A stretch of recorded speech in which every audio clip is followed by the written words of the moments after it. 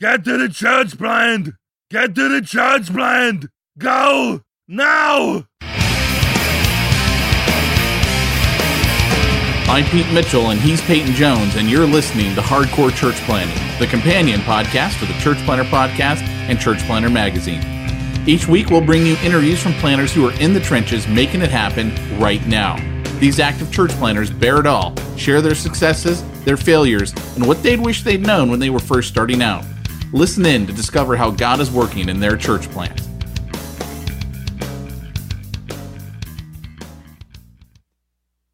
Have you ever had to prep a sermon and you just looked at your bookshelf and you didn't have enough of what you needed? Well, you don't have to do that. Go to logos.com. Logos Bible software has everything that you need at pretty much at your fingertips, because you're literally typing stuff in, and with a click of a mouse button, you can open the entire C.H. Spurgeon library. You can look up original languages, word studies. I mean, this thing is like the Lollapalooza of church planning information. You can have a little mini concert in your sermon prep right there. All the greats kind of gathered around and picking their brains and putting them into your sermon.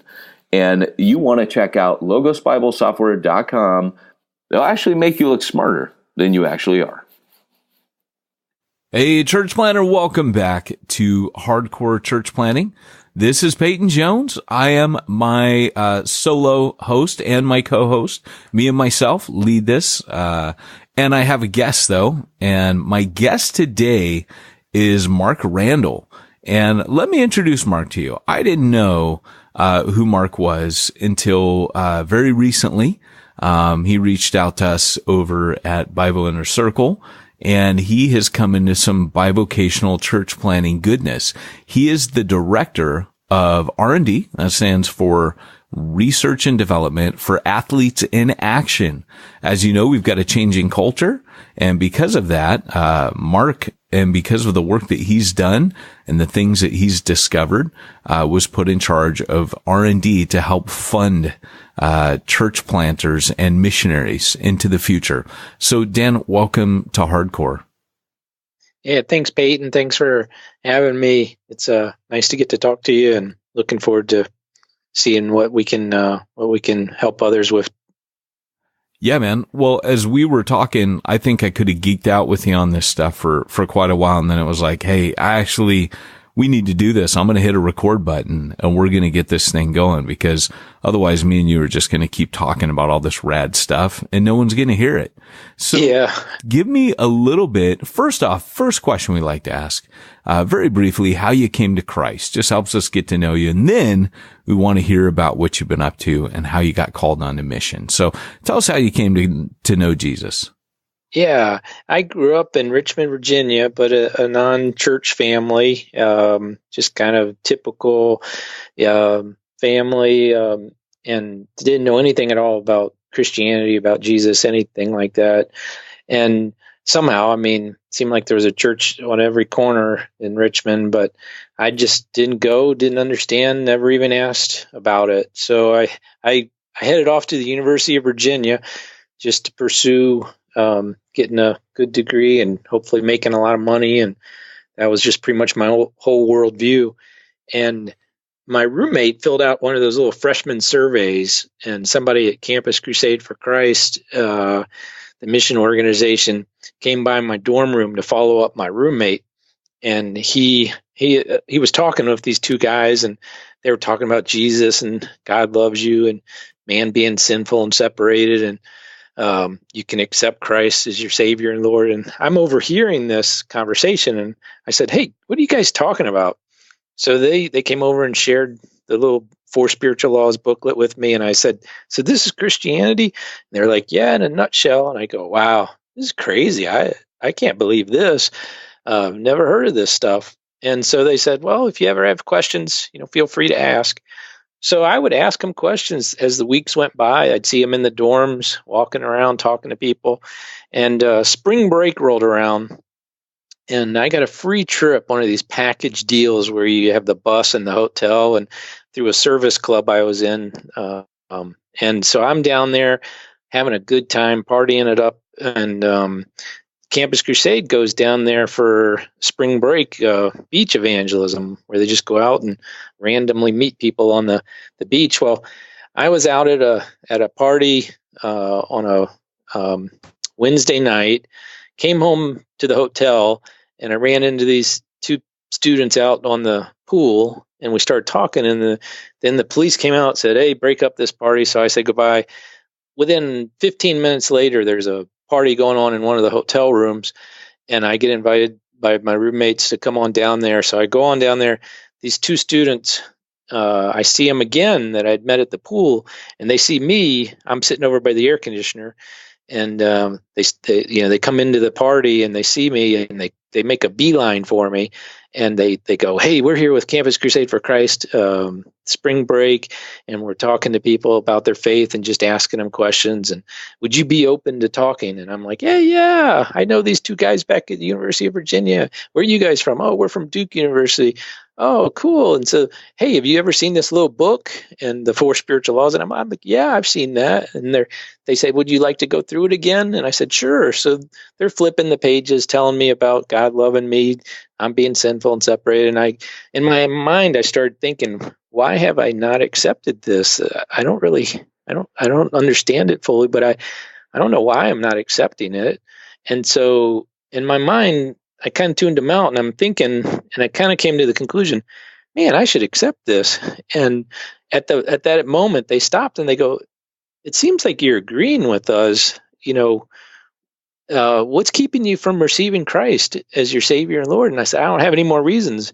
So they go, "Well, you can pray right now to receive Christ if you want." And I said, "Well, what does that mean?" So they flip the page and go through this simple prayer. What I've kind of learned is the sinner's prayer. And they said, "Does this prayer express the desire of your heart?" And I said, "Yeah." And they said, "Well, let's pray it." And I go, "Well, how do you do that?" And then they go, "Well, we'll say it, then you repeat after me, and just talk to God, just as you're talking." And so we went through the prayer. I was like, stood up, gave them a big hug, said, "Wow." And I said, "Do you guys know the guys at Virginia?" And they're like, "Well, no, but they're probably here at the conference." So that was Thursday, 1 a.m., March the 11th, 1987. They wrote it on the back of the book. And so we arranged to meet Friday at 8 a.m. They picked me up at the Voyager Hotel, took me down to the Desert Inn. I go into this big conference room with 1,000 students singing and praising the Lord. I kind of wondered what I got myself into, but sure enough, Don and Chris, the two guys from Virginia, were there, and they welcomed me. I spent the whole day with them, and that was like the first day of discipleship. Went back to Virginia and got involved in Bible study and discipleship and church and missions, and the rest is history, as they say. But yeah. I really feel like God, did one of those things where he just yanked me out of this world and put me on a new direction. Yep. And another one bites the dust. Yeah. So, yeah, this is awesome because you, just looking at your bio here, you graduated from the University of Virginia with a BS in Commerce in 1990. Yep. Joined Crew as a full-time missionary in 1990, raised 100% of your funding as a missionary. And then get this, you started campus ministry at the University of Delaware, and then ended up with your wife going to Russia, China for 3 years, Singapore, Thailand, Hong Kong, Virginia, and Delaware. I guess those are foreign countries. Yep. I was born in Virginia. Yeah. 4 years, and then Pennsylvania 2 years, and New York 19 years. So when we came back from China, my wife was expecting with our first child, 6 months, pregnant. So we like to say he was made in China. And then we wanted to move somewhere. My folks are in Richmond. Though. Yeah, I know. He's well made, Anyway, we'll get we'll get in trouble. So we dad jokes. That's right. We went to we chose Rochester because there's 8 universities here, and there wasn't Crew ministries on any of them. And we'd just been to China to start new ministries and learn the language. And we were like, Rochester, New York is my wife's hometown. Her parents here. We have a church, a home church that supports us as missionaries, and we could launch ministries on these 8 campuses. So that's how we ended up here for the past 19 years. Is we just decided to settle down. Well, very cool, man. And here's a weird thing. Now, I read on, I don't know if this is accurate or not, but I read on Amazon that, so here you are, you're this missionary.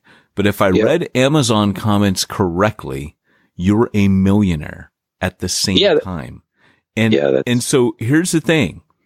I'm matching these two things up. It's kind of like, was once said, church planning and money, hard to get them in the same room at the same time. You could say it about missionaries, right?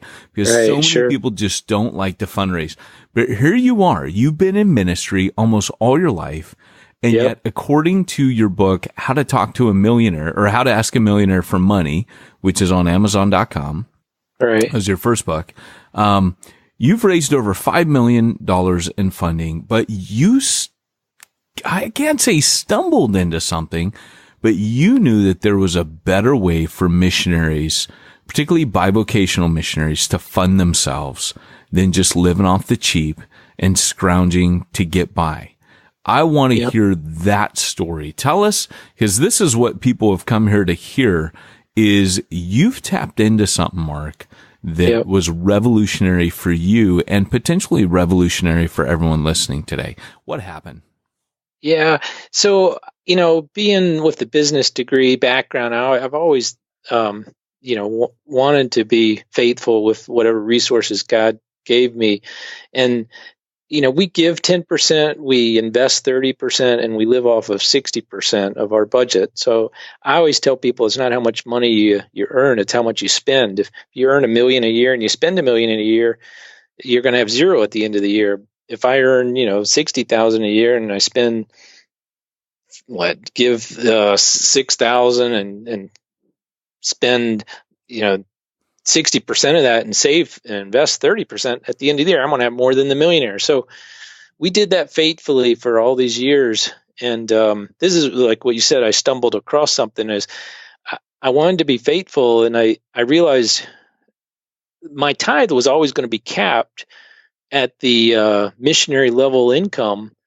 And I thought, but my investments don't have to be capped. If my investments go through the roof, my tithe's going to go through the roof. So my motivation was to do something to make, to kind of break out of the box of being in the mission funded.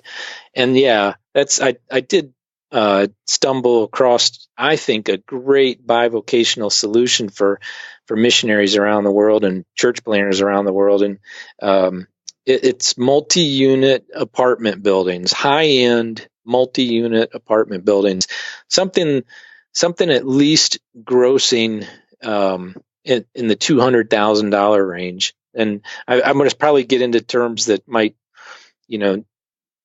not be understandable. But so go ahead and ask questions. But basically, in 2010, we bought $1 million 18-unit apartment building in a real high-end area of Rochester, New York, and that's really where we launched into being what you'd call a millionaire. Okay, so stop the tape, right? Because everyone's going, well, forget that then, man. Like, here's a guy good with his money. He just buys $1 million building. Next. All right, next guest. Get past this podcast, right? Because they're thinking, there's no way I can do that. But, I'm trying to switch off my commercial voice because I'm not selling anything. But I know your story. So to me, this is fascinating because I already know that our listeners don't know that you didn't just have $1 million to throw around. How did you do that? Yeah. So the neat thing about income producing properties is the banks are more interested in the income coming from the property than they are in your own income. So, my income is not, I never even crossed the taxable, federal or state income level as a missionary. So it's not like, they're being sold on that. I had to come up with the down payment, and I pulled together money from this source, that source. We borrowed some from a relative. We borrowed some from a friend. We borrowed from our 403B. We took out money out of our home equity.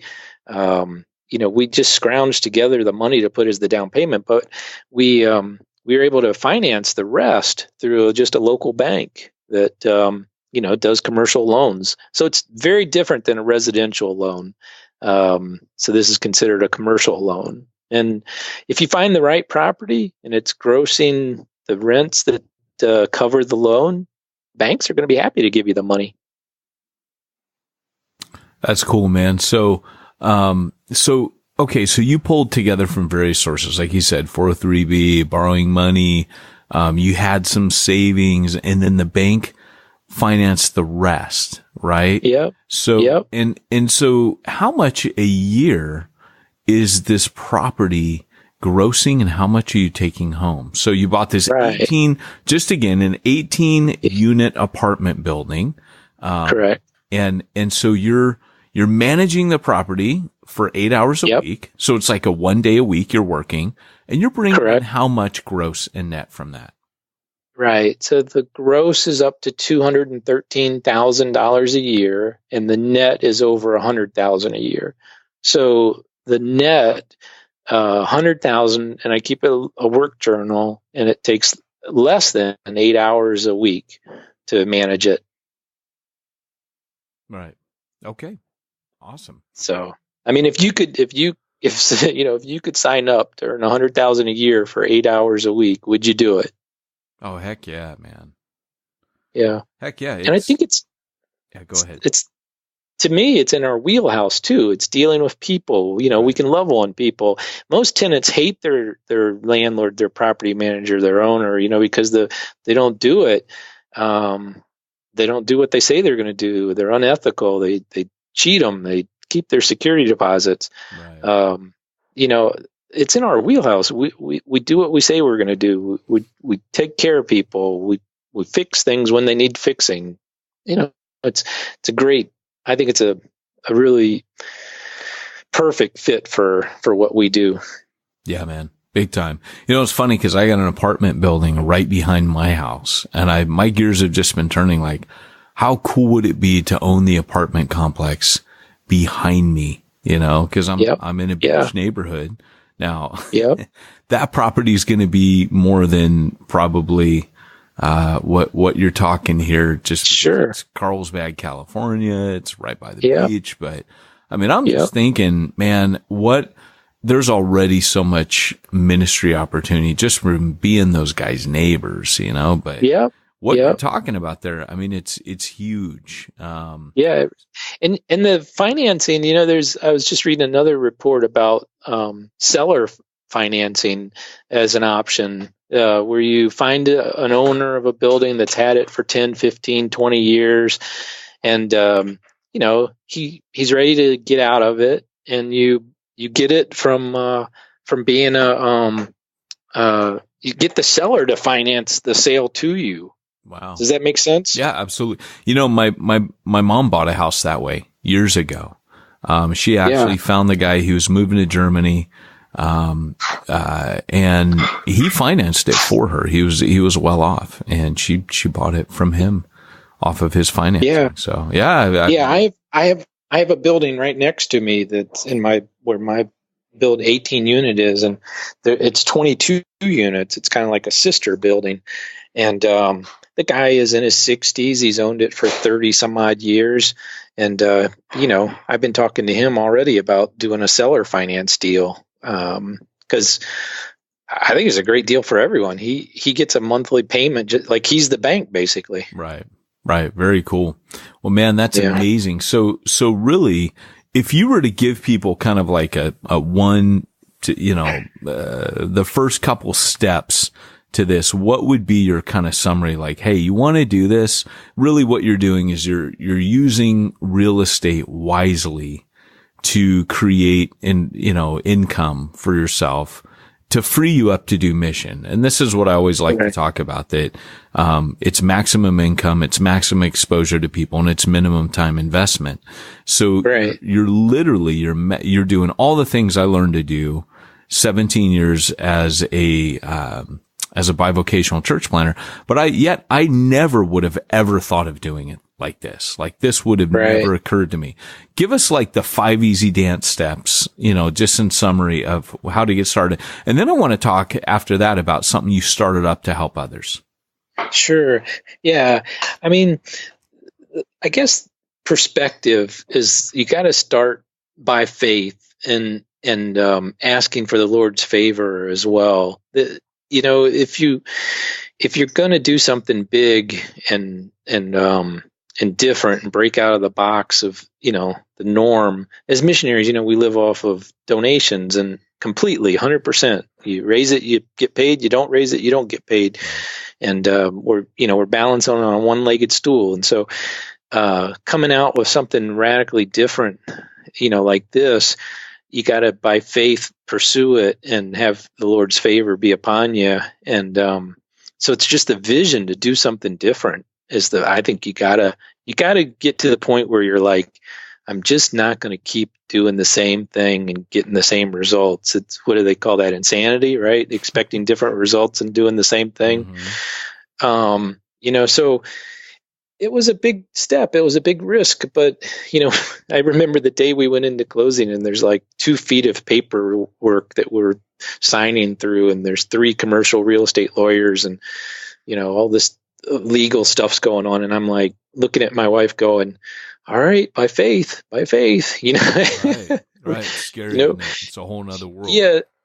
Right. So that's the first step. But the other thing I did that I think was probably, we haven't talked about this yet, was there's an elderly man in my church. He's 75 years old and he's been in real estate his entire life. And I know he'd been quite successful, and he supports us, $50 a month as missionaries. And so I went to him at church and I said, hey, this is what I'm thinking of doing. Would you help me? And so I would say, you got to find somebody who knows what they're doing and have a mentor walk you through your first deal. I think really you need that, or else you're just going to set yourself up for failure. Right. What he told me at that lunch was, he goes, Mark, in real estate, your biggest mistake is usually your first mistake. And so he said, don't buy a headache. You have a beautiful life. You're the buyer. Why go out there and buy a headache? So he goes, and you know what the best thing you've done so far is? And I said, yeah. And he goes, yeah, you asked me for help. And I said, that's right. So I knew I needed help. And so he walked me through. He went through how he appraises properties, how he, views what to make an offer. He showed me how the expenses work, the net operating income, the debt ratio. I mean, he showed me everything. And so, yeah, I really think, I don't think you can even get to steps 3, 4, and 5 until you have a mentor to help you. That's brilliant, man. What are some other things that you did? Well, I mean, we went and started looking at properties, and we started walking through properties and just getting a lay of the land and trying to see what was available. We started pulling together our finances so that we could make an offer. So we had the cash up front. I had to put $50,000 down when I made the offer as this is a legitimate purchase offer, and here's $50,000, Right. and this put into escrow. It's interesting. We walked through enough buildings that I really knew what I was looking for, and the property I ended up with was under contract, meaning somebody else had already put a purchase offer on it. So 2 months went by, and on a Wednesday afternoon, the real estate agent called me and said, hey, Mark, you remember that property at 700 East Ave? I said, yeah. They go, the sellers are starting to get anxious about selling because the buyer that's under contract has been dragging their feet. And this is a Wednesday. He goes, I've set up a group of investors to come look at it next Tuesday. Would you be interested in being in one of the, in that group? And I said, no. I go, I'll offer you the money right now. I'd already done the research, right? I'd already done my research. I had the money ready. And he goes, what? And I go, yeah.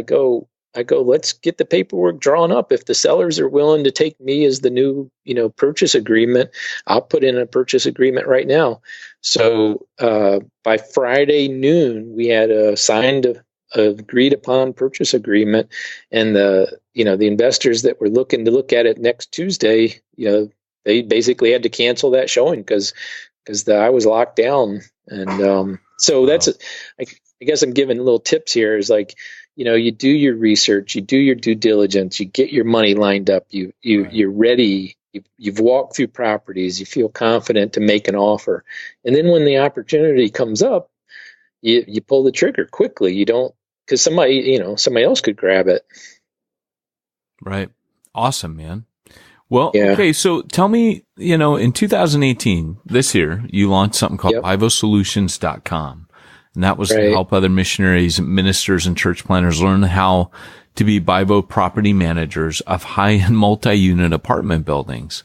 So, and as well as how to purchase buildings with limited personal finances. I'm interested in that. Tell us a little bit more.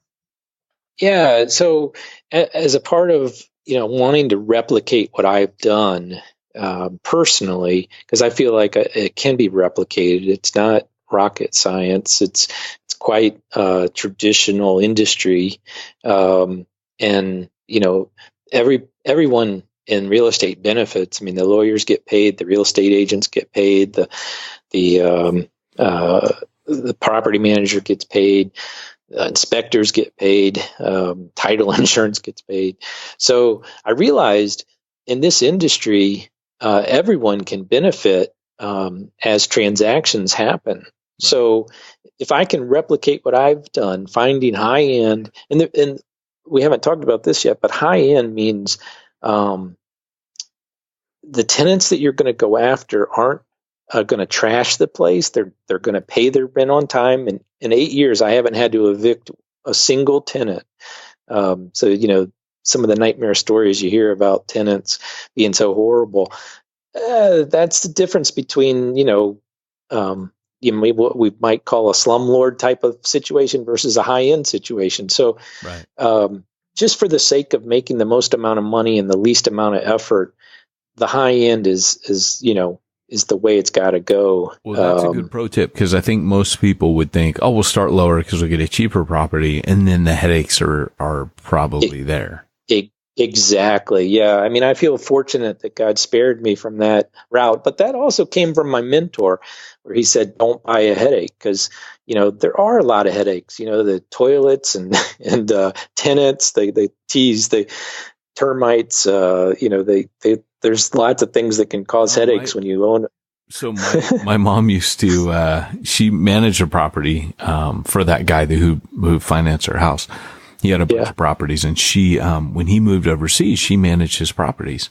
And I can remember stories like where people were pouring rice down the pipes and gunking them up, and she would have to go tell them, hey, you can't do that, and it would be like when the downstairs people had problems with their pipes, the upstairs would overflow. It was terrible. And and see and that's the difference in the type of tenant that, if you have a higher end where your rents are higher, one, your margins are a lot better. You're able to pay the property manager, which I am paying myself basically to property managers. So it's, I think you can have a bivocational church planner or be the property manager and get 10% of gross rents. That's the going rate. So, just the property manager on my property, $23,000 a year for 8 hours a week. It's still pretty good money just to be a property manager, but obviously I think being an owner manager is the best money. But it could be you get started as a property manager, you kind of get your feet wet, and then you move on up to ownership. There's multiple paths with the BibleSolutions.com that we really just wanted to provide the resources to help missionaries and ministers and church planners to get into the real estate, the high-end multi-unit real estate. Let me ask you this. Let's say I want to raise money via, I know this is probably anathema to you because you're trying to do this to get away from a fundraising model, but what if I wanted to raise the capital via, kind of like a church planner does sometimes? Say, hey, here's a vision I have. I want to do this. I want it to be kind of like John Wesley's Foundry, which was a disciple, living quarters / discipleship / church / trade school. For, it was all the above. It was called the Foundry. I want to raise money for that. Boom, go. Yeah, totally. What do you tell me? Sitting across the table at the diner, you tell me, Peyton, you're a nut. Don't do it. No. Or do you say, actually, that would work? Actually, that's part of the plan. That's one of the financing that you don't have to go through a bank. Suppose you got 10 of your mission donors to each put in $100,000, and they create a partnership and buy $1 million building, and then you pay them back as they're the bank. Right. I mean, there's multiple ways of raising up the money to buy these buildings. Can a nonprofit do something like this? I mean, from what I understand, nonprofits can make money as long as it goes back towards a ministry. Is this something a nonprofit could do? Yeah, totally. As my commercial real estate lawyer, I had lunch with him last week to talk about some of these things. As long as it's get in writing and it's all, every T is crossed and every I is dotted, you can legally make a lot work. Right. So again, it just can't go into an individual's pocket. So like yours is like, hey, I've set my family up for our own account. This is not a nonprofit. We did this. That's correct. Yeah. Made this money. We invested this money. We took loans for this money and we invested it in this property, and it's our money versus a church or a nonprofit who says, hey, we could just fund our ministry this way. And this will bring in $100,000 a year towards that ministry, which then can go towards paychecks and what have you. But it has to go back towards the ministry. So if you have someone on staff doing the ministry, so it's another step in the chain. Well, hey, Mark, we're out of time. But I want to ask you, being that you've worked with, Crew Ministries a lot, Bill Bright, in his earlier days, the question we like to ask every time we have this interview is, if you and Bill Bright were to get in a physical fist fight, who would win? Bill. I know Bill well before he passed away, and he was a big, tough man. He was a big dude, wasn't he? He had me by at least 100 pounds. Yeah. He was not a heart of gold. Yeah. I mean, every story you hear about him is you can talk about lost people around him without him crying. Yeah. Hey, Peyton, one last thing before I forget. Oh, I'm coming. I'm coming back to the good stuff, but we just got to ask that question. But go ahead. The two things that we haven't even touched on is the whole appreciation of equity. When I bought the building at $1 million 8 years ago, it's now being valued at $1.9 million. Yeah. So my equity is actually $1.2 million. So I'm technically a millionaire because I have $1.2 million in equity. Right. That's what I own. Right. And so equity is one thing that, you can pass down to your family. The next thing is depreciation, and that's an accounting term, but basically the building depreciates in accounting terms, and you use the depreciation to write off against the income. Nice. So in the 8 years that I've owned it, I have not had taxable income on the building. Wow. All that income coming in from the building, because of depreciation, I haven't had any taxable income. So there's a whole nother layer of awesomeness to real estate that most people don't even understand. How come people don't do that on their houses every year?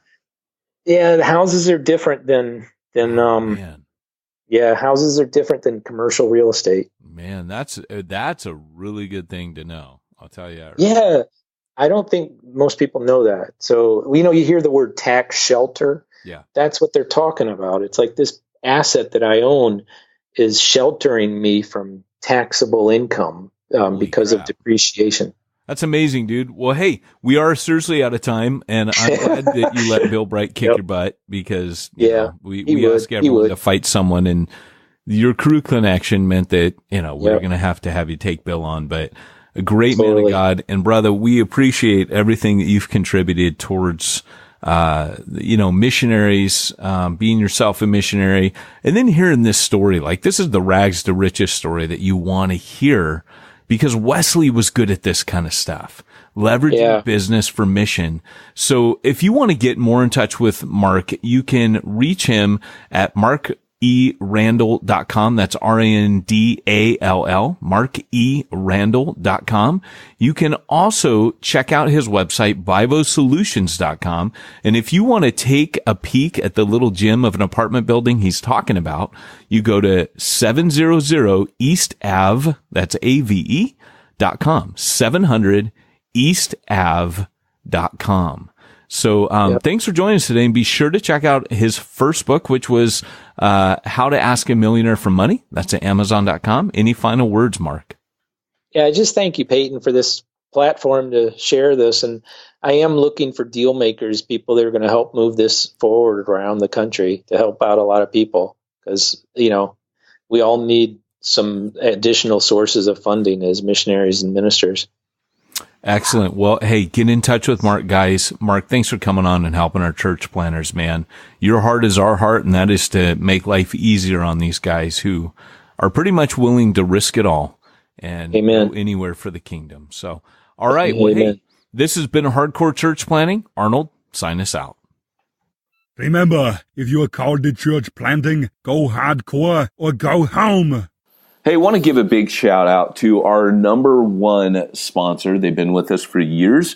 I know them personally. The founder is Josh Henry. He is an ex-church planner. If you wonder why we have so much fun with SimplifyChurch.com's ads, it's simply because we love these guys. We believe in them. I have used them. Gosh, as a church planner, I found them and have been using them for donkey's years.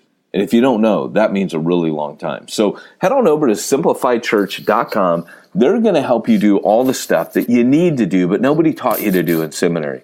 Things like bookkeeping, payroll, dealing with the IRS, making sure you're compliant, sending end-of-year donor receipts. If you haven't done that yet, 'tis the season. You have until the end of January to get those out to your people. So make sure you head on over to SimplifyChurch.com and let them simplify your church. You've been listening to Hardcore Church Planning. Hardcore Church Planning has been brought to you by the Church Planner Podcast and the Church Planner Magazine, which is available in the App Store for both Apple and Android devices. If you like this episode, leave us a positive review. If you didn't like this episode, we'll be happy to give you your money back.